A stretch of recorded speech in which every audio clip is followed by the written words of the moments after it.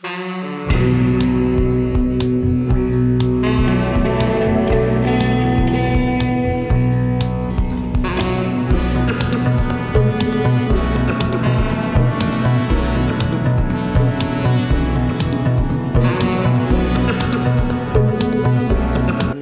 Two yellow blogging. আজ চলে এসেছি একটা নতুন ব্লগ নিয়ে। আজকে আমরা সকাল সকাল উঠেছি, থেকে উঠে ব্রাশ ফ্রাশ করেছি। এই আজকে এখন ওই যে দিয়া গেছে ব্রেকফাস্ট বানাতে, ব্রেকফাস্ট রেডি হবে। চলে এসেছে আমাদের ব্রেকফাস্ট, পাউরুটি, কলা আর ডিমের পোচ। Healthy breakfast, healthy breakfast. বাবা, আমরা তো বিশাল হেলদি মানুষ, তাই হেলদি ব্রেকফাস্ট করি। ও আচ্ছা, জ্যাম দেওয়া, জ্যাম, পাউরুটি, কলা আর ডিমের পোচ। কলা আর ডিমের পোচ। গুড মর্নিং সবাইকে। আর আজকেও সুদীপন অফিস যায়নি, কারণ ওর বুকের ব্যথাটা একটু বেড়েছে, তো তার জন্য আমরা আজকে ডাক্তারের কাছে যাব। এই টিফিন করে রান্নাটা করে আমরা 10টা নাগাদ বেরোবো ডাক্তার দেখাতে। তো দেখা যাক ডাক্তার কি বলে। ওই জন্য একটু না অতটা ভয় লাগছে না, বাট তবুও ডাক্তার দেখাতে যাচ্ছি মানে এতদিন পরও ও সারেনি বুকটা, ওই জন্য একটু তো টেনশান হয়। আমার সব রান্নাবান্না কমপ্লিট হয়ে গেছে, ঘরও পরিষ্কার হয়ে গেছে। তো ও ড্রেসটা চেঞ্জ করছে, যাবো এবার 10টা বাজে প্রায়। তো আগে যখন হচ্ছে যে মাকে দেখতাম সকালটা খুব ব্যস্ত ছিল, আমি বলতাম যে সকালে কোথাও যাও না কেন, মা একটাই উত্তর বলতো, সকালে প্রচুর কাজ। এবং সবাইকে বলতেও শুনতাম আমি যে সকালে কোথাও যেতে পারবো না, প্রচুর কাজ। এখন সেটা বুঝতে পারছি, সত্যি সকালে মানে প্রচুর কাজ থাকে। মানে আমি মানে একটু আগে রান্না করা, ঘর ঝাড় দেওয়া, মানে সব একা হাতে। তো আমি ভাবছিলাম হয়তো দেরি হয়ে যাবে, কত কিছু হবে। এখন সেটা বুঝতে পারছি যে সত্যি সকালটা মানে কিছু মানে কোথাও যাওয়ার পর্যন্ত সময় থাকে না। এখন সেটা বুঝতে পারছি আমি, যে মায়েরা কেন বলতো যে সকালে প্রচুর কাজ। আজকে আমি সেটা করে দেখলাম যে কোথাও বেরোতে হলে কত তাড়াতাড়ি করে রান্না বান্না করে বেরোতে হয়। তো রান্না না থাকলে ঠিক আছে, রান্না বান্না করে ঘর সংসারই হয়ে গেছি। আমার এখানে এসে এত চুল উঠছে না, আমি মানে বুঝতে পারছি না যে কেন, মানে টানলেই চুল উঠে আসছে, মানে বীভৎস রকমের চুল উঠছে। হয়তো জলের জন্য বা কিছু, আমি জানি না কিসের জন্য হচ্ছে এটা। Can you hear my voice? Coming through the noise. I'm floating through outer space. I'm lost and I can't find a way. Oh, all the lights going dark and my hopes destroyed. আমরা বেরিয়ে পড়েছি আর যাচ্ছি হেঁটে হেঁটে, auto পাচ্ছি না। তো কাছেই, বেশি দূর যেতে হবে না। আমি ভেবেছিলাম যে স্টেশনের কাছে, তার আগেও একজন ডক্টর আছে, এখানে একটা হসপিটাল আছে, এখানেই বসে আর কি, অর্থোপেডিক, এখানেই আমরা যাচ্ছি। আর খুবই কাছে, হেঁটে হেঁটেও চলে যাওয়া যায়, বাট অটো পেলে অটোতেই উঠে যাবো, কারণ ওরও শরীরটা খারাপ আর এমনিতেও খুব রোদ। দেখা যাক অটো পাই কিনা। আপাতত তো হাঁটছি, যাওয়া যাক।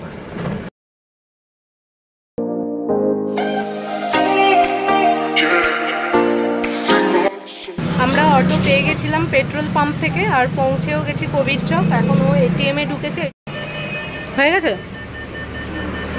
চলো, এই যে আমরা হসপিটালে পৌঁছে গেছি। ডক্টরকে ফোন করেছিল, ও বললো আছে 10-15 মিনিটের মধ্যে পৌঁছে যাচ্ছে। তো আমরা হসপিটালেও পৌঁছে গেছি, দেখি যাওয়া যাক। আমাদের নাম লেখানো হয়ে গেছে, আমরা এই ওয়েট করছি, এখনও ডক্টর আসেনি। ফাইল এখানে দেখো, স্পেলিং ভুল করে দিয়েছে, সুদীপন হবে, বি করে দিয়েছে পির জায়গায়। তো 2 নম্বরে নাম আছে।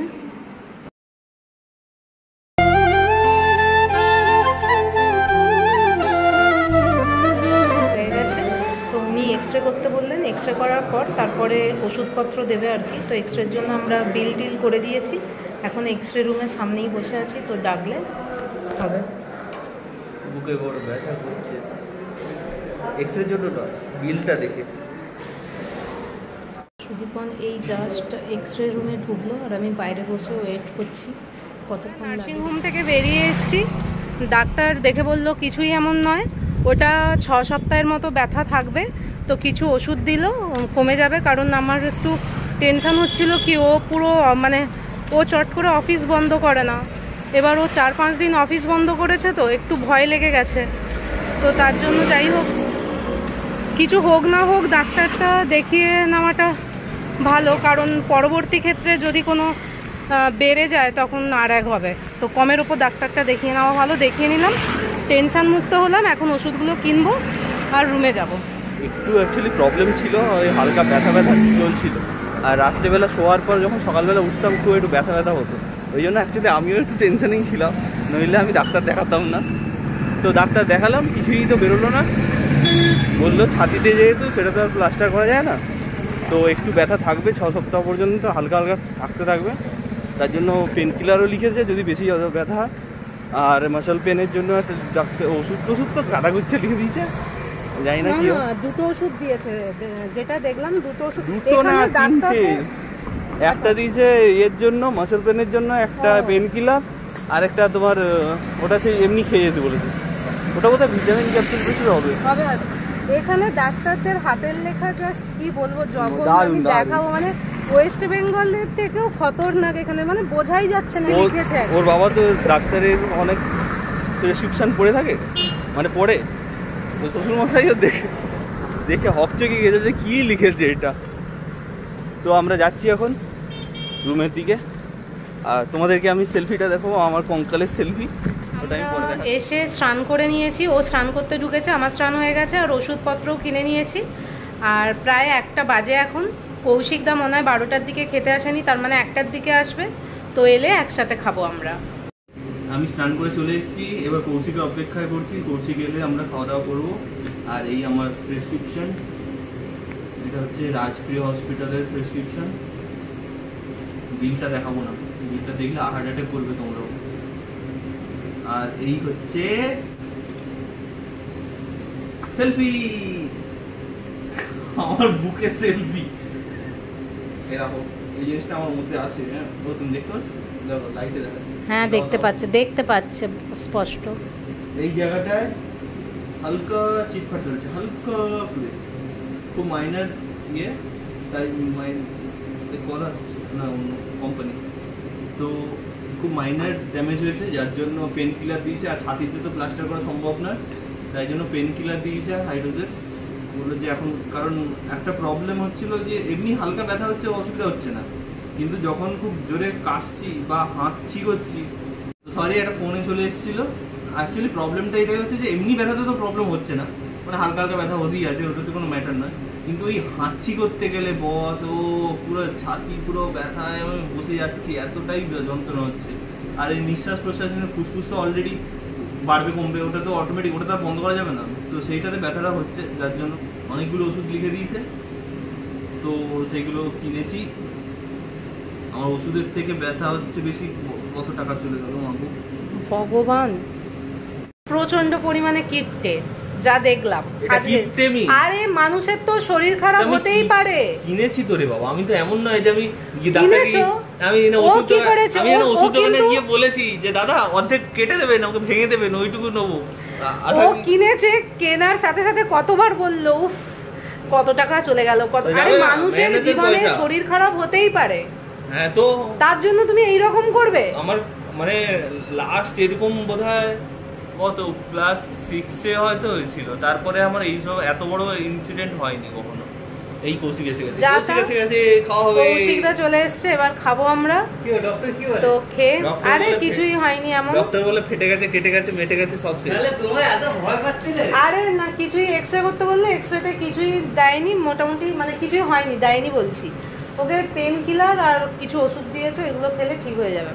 তো অফিস থেকে ছুটি চেয়ে নিয়েছে, বসকে ফোন করেছিল, বলে দিল মন্ডে থেকে যাবে, ওই জন্য এখন একটু রেস্টে আছে। চলো খেয়ে নিই, তারপর আবার। হাই এভরিওয়ান, এখন বাজে বিকেল 4টে। তো আমরা একটু শুয়েছিলাম, ঘুমোইনি ঠিক, বাট ঘুমিয়েছিলাম জাস্ট একটু। তো আমার 4:30 থেকে অনলাইন ক্লাস আছে, মানে আমি নিজে শিখবো, তার জন্য এবার রেডি হব, চা করব, চা খেয়ে আমি রেডি হব, রেডি হয়ে নাচ শিখবো। রুমে আবার ইঁদুর ঢুকেছে, মানে এত ব্যাগ আমাদের খাটের নিচে, আবার ইঁদুর ঢুকেছে, মানে যা ভয় লাগছে না, যদি ব্যাগটা কেটে দেয় আমার মানে সাড়ে সর্বনাশ। মানে আমি সেপ্টেম্বরে যে বাড়ি যাব কতক্ষণে নিয়ে যেতে পারি আমি ভাবছি।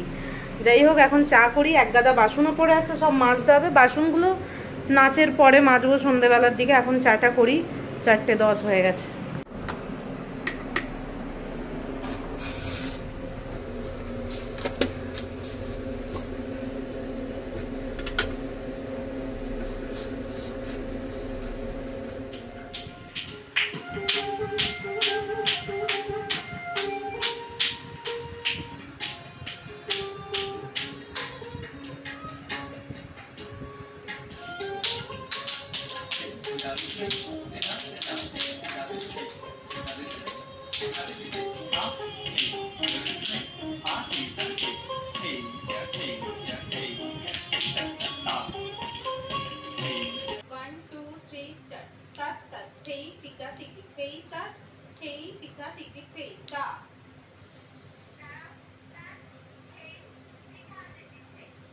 আমার নাচের ক্লাস হয়ে গেছে, আর সুদীপন এখানে ইপি বানিয়ে নিয়ে এসছে, খাচ্ছি। এখন টিফিন খাচ্ছি, প্রচুর পরিমাণে খিদে পেয়ে গেছিলো। বাইরে জামা কাপড় ছিল, তুললাম, ঘর ঝাড় দিলাম, দিয়ে এখন ইপি খাচ্ছি দুজনে।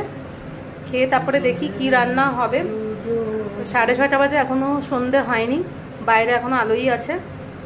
আজকে সন্ধ্যের রান্নাটা পুরোপুরি কাটাকুটি থেকে শুরু করে সবটাই সুদীপন করবে। না, কৌশিকদাও চলে আসবে, ওর 8টার দিকে ছুটি হবে, তারপরে আসবে।